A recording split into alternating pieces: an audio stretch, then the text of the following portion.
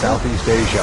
All right, breaking news. Secretary of State John Kerry has arrived in Geneva. He's joining these nuclear talks with Iran and raising deep concern in Israel, which says it, quote, totally opposes a possible deal.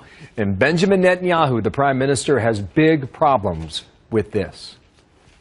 Iran got the deal of the century, and the international community got a bad deal. This is a very bad deal. Israel is not obliged by this agreement. Lieutenant Colonel Ralph Peters is a Fox News strategic analyst and a Fox News military analyst. Sir, good day to you.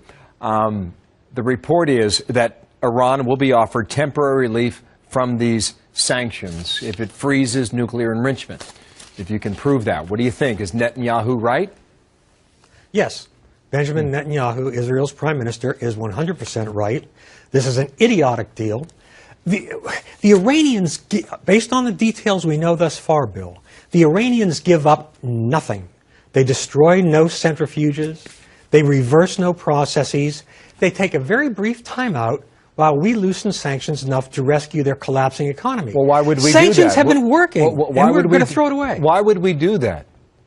Well, several reasons. One, believe it or not, there's a tie-in to Obamacare. The administration is reeling so badly from that rollout disaster, they need a win. And this is something they can present as a win to the American people. See, peace in our time, even though it's a really, really bad deal. Again, these sanctions have been working. Why back off now? Now, yes, of course, peace is better than war. But this isn't going to bring peace. This buys the Iranians time. It's just so sad because the Obama administration's foreign policy is always the same. They promise you a Ferrari and they deliver a bicycle with 2 flat tires. Well, you got to verify this if it goes forward. You know that, right? And how do you do that? I don't know how you do that, but you say we're in the driver's seat because the sanctions are working. Okay, now Iran's going to find a way to work this to their advantage, and we'll see what happens there. But, I mean, you believe they are better negotiators than we are. They're vastly How better, so? more sophisticated, tougher. Well, look at what's going to happen today. I mean, it's plain as day.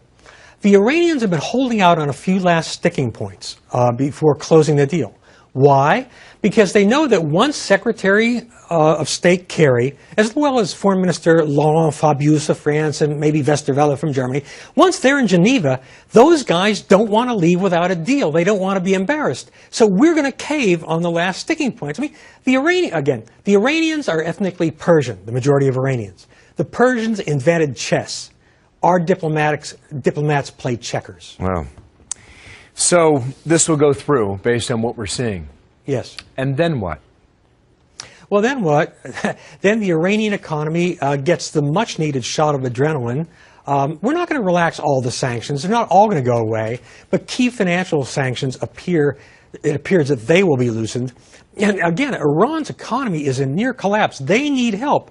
We are in the driver's seat, and yet we're letting the Iranians steer. It makes no strategic sense. Listen, the verification is a really important aspect of this, so we'll pay attention very closely to the details when we get them out of Geneva, if indeed this goes forward. Thank you, Ralph. And meanwhile, we've abandoned Israel. Wow.